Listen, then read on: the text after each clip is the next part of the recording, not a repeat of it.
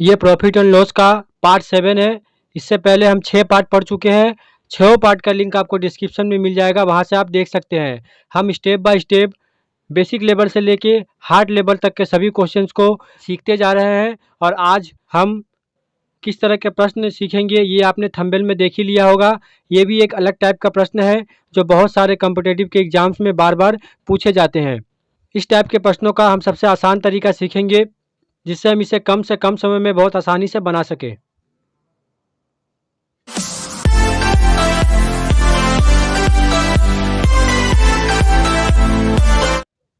ये पहला प्रश्न है। एक विक्रेता ने नींबू 1 रुपये के 6 की दर से खरीदी।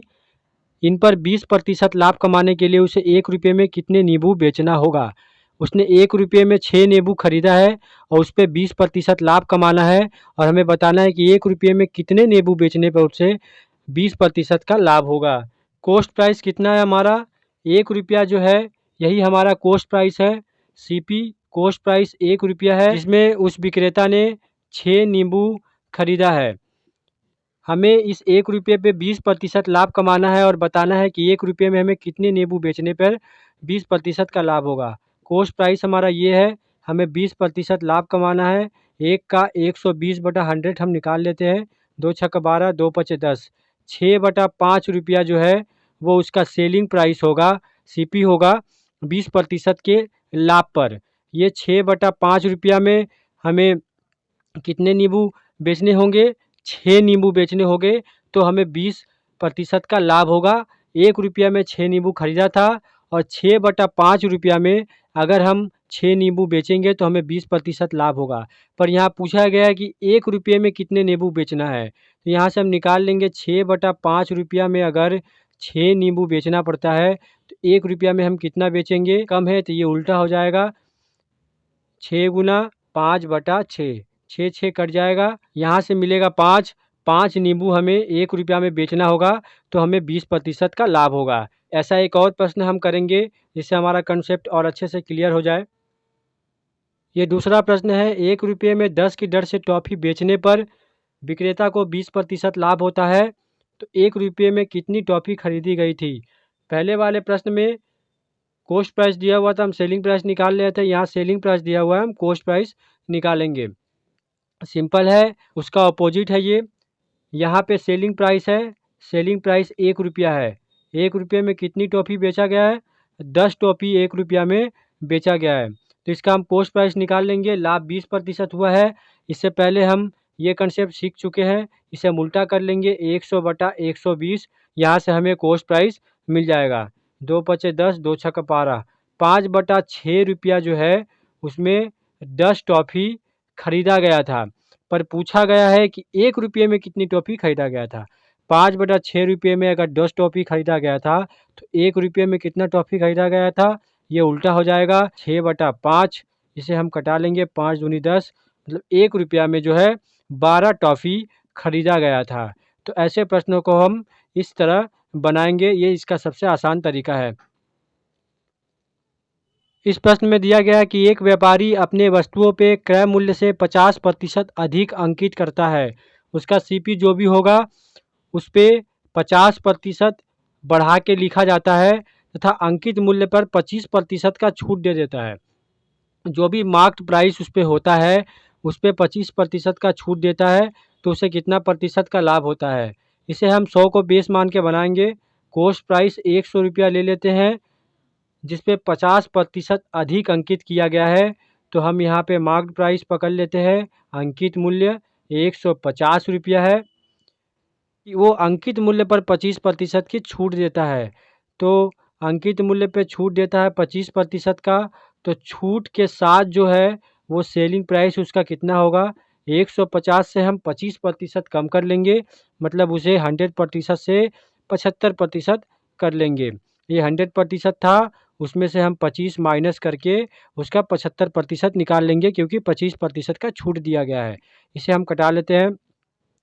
5 दूनी 10, 5 तिहाई 15, 75 और 3 बचा 225/2। ये हो गया उसका सेलिंग प्राइस। सेलिंग प्राइस हो गया, इसे हम तोड़ लेते हैं। 112.5 रुपया आएगा उसका सेलिंग प्राइस। हमें लाभ बताना है।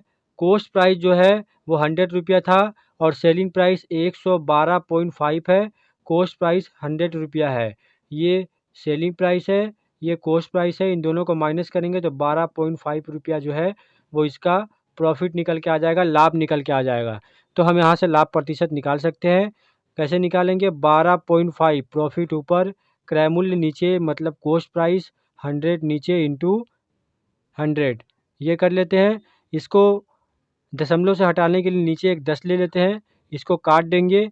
यहाँ से 125/10 आ गया, यहाँ से 5 दूनी 10, 5 दूनी 10, 5 पचे 25, 25/2 ये आ गया। इसे हम तोड़ सकते हैं। 12.5 12.5% का उसे लाभ हुआ है। तो इस तरह के प्रश्न भी पूछे जाते हैं। छूट पे या फिर बट्टा से रिलेटेड प्रश्नों को भी आज बनाना सीखेंगे। इस प्रश्न में दिया गया है कि एक वस्तु के अंकित मूल्य पर 14% का बट्टा देकर इसे 387 रुपया में बेच दिया जाता है, तो उस वस्तु का अंकित मूल्य कितना है? यहाँ बेच दिया जाता है बोला गया है, मतलब 387 जो है वो सेलिंग प्राइस है। अंकित मूल्य पे 14% का बट्टा या फिर 14% का छूट भी बोल सकते हैं, देने के बाद 387 रुपया में बेचा गया है। हमें अंकित मूल्य निकालना है। इसे आप एक्स मान के भी बना सकते हैं, और भी बहुत तरीके हैं। हम ऐसे जितने भी प्रश्न हैं हम 100 को बेस मान के बनाएंगे। हम यहाँ अंकित मूल्य मार्क प्राइस जो है 100 रुपया पकड़ लेते हैं, 100 रुपया लेते हैं।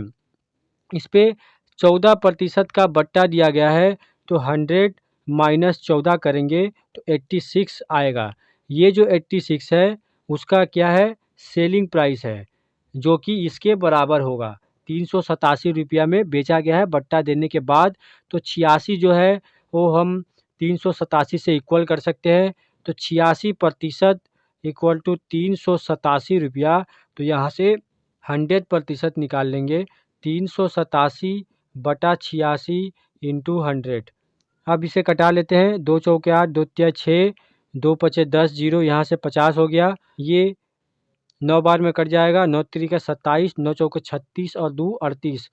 तो यहाँ से 450 रुपया जो है उसका अंकित मूल्य होगा।